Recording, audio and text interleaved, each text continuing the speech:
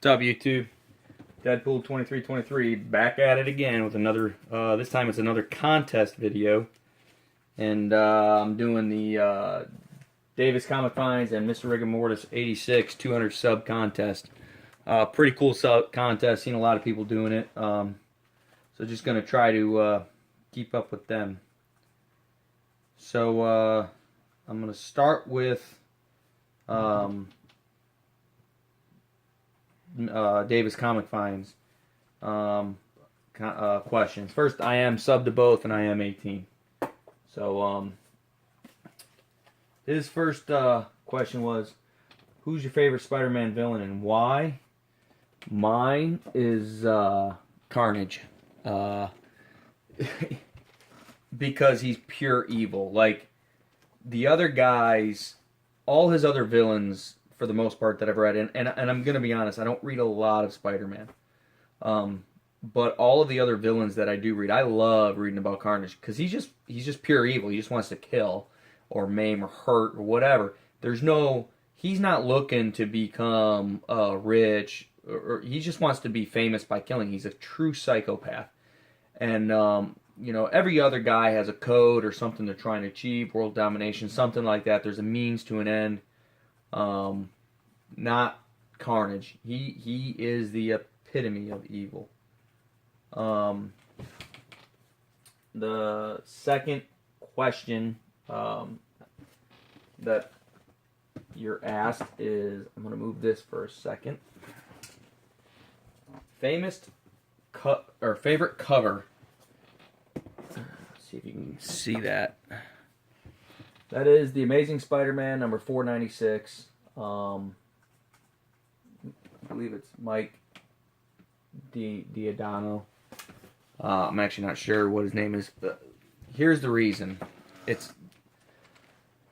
I have 4 beautiful children, and one of my children is absolutely infatuated with Spider-Man. His love for Spider-Man and for comics got me back into comics. That cover came out the same month my son was born, so that cover means a lot to me. It came out. Actually, a friend of mine gave this to my son for his birthday one year. He framed it and gave it to him. But after that, I would go with John Romita's number 50, the first appearance of Kingpin, as my other favorite. But this one has sentimental value, so that's why it remains my favorite.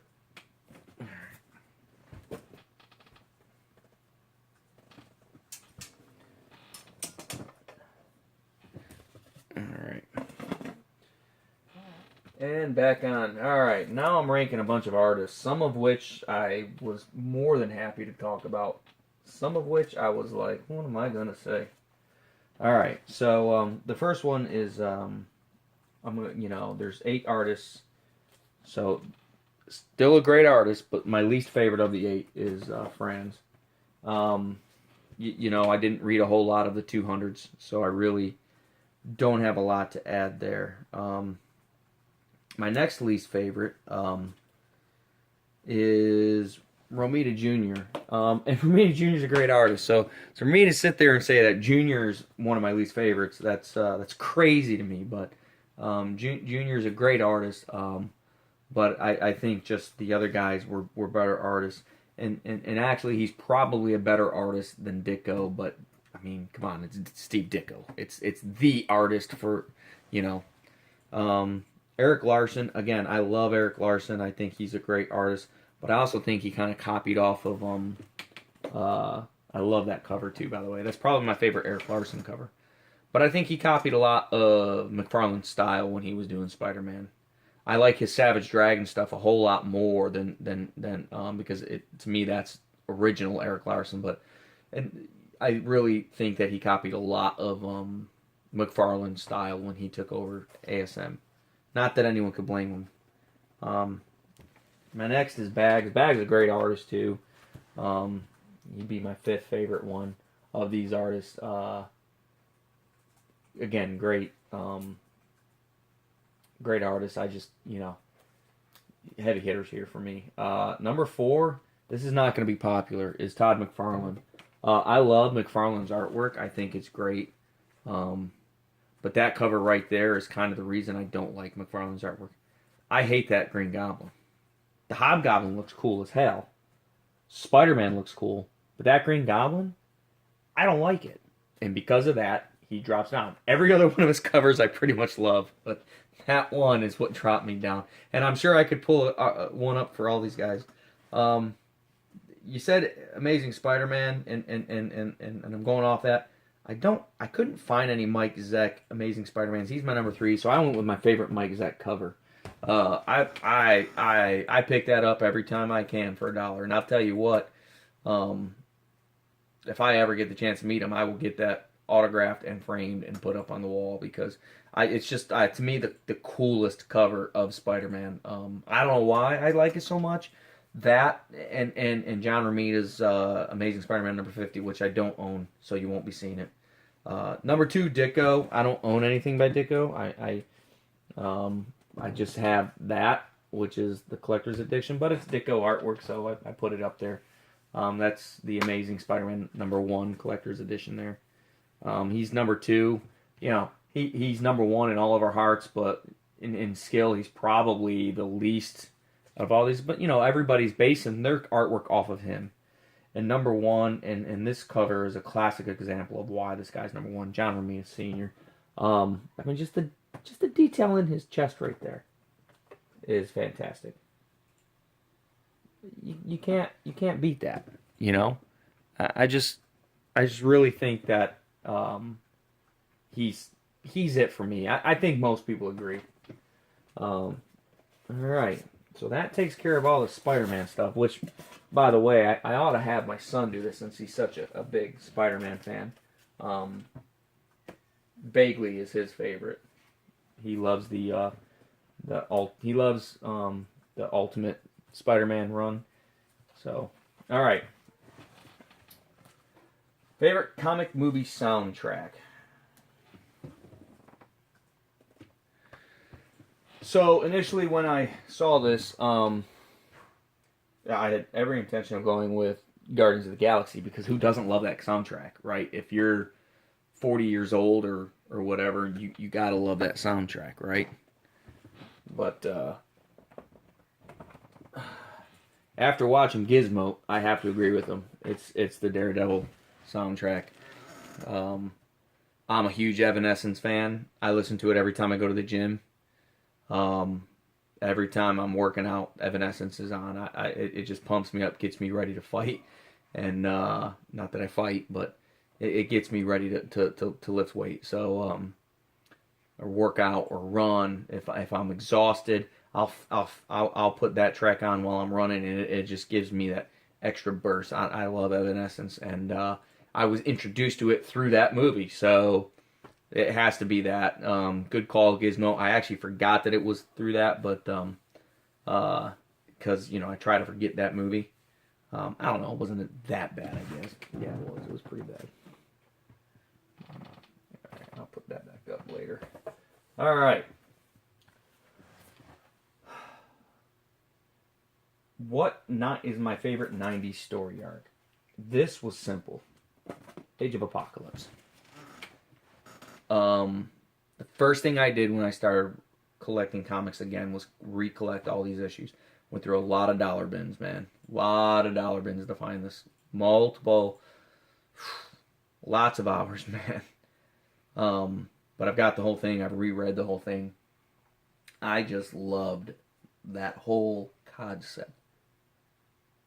Reset the universe, fuck everything up, and go. And it was awesome. Like, from book to book to book. There was 40 books, more than 40. It was like 42, 44 books that you had to buy.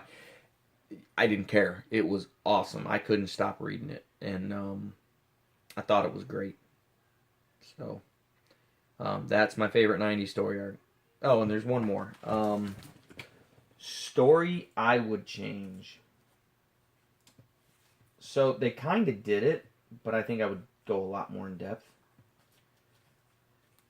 I think if I was in charge of it, the big change I would make in the Marvel Universe, just because of the possibilities of writing it, Um, I would make Daredevil C.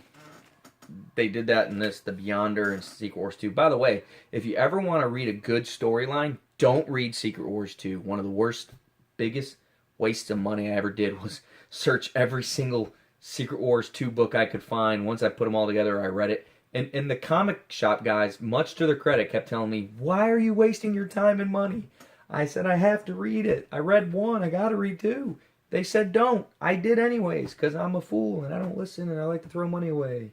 But you know, they gave him his sight for a couple minutes and in the book there for a couple pages, and so that I think the possibilities there are endless to write him. I think ultimately it would have to go back to him actually losing his sight again, just because that's what makes Daredevil Daredevil.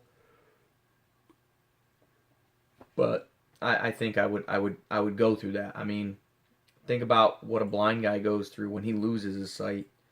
I don't know how you can't equate 1 to 1, but he's oversensitive. So I would imagine, you know, to start with constant migraines, right? You know, from the light, you know, he'd probably only want to come out at night, you know, or wear sunglasses everywhere, which he does anyways because he's blind.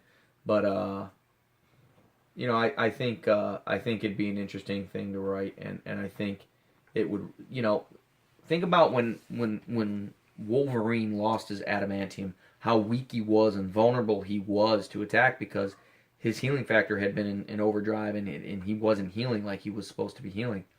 You know, I don't think he'd be as effective a fighter with his eyesight, especially initially. And excuse me, and I think that would be really, really cool storyline to tell. I remember when I read this storyline, it was like the one part of the entire sequel. This and Boom Boom, the introduction of Boom Boom, was one of my favorite characters. Was the only admirable thing that I can remember in Secret Wars 2. There's nothing else about that entire series that I remember, or that was worth remembering. So yeah, that's it, man. That's everything, and so until next time, guys, happy hunting, and make sure you sub RigamortisAge86 and Davis Comic Finds.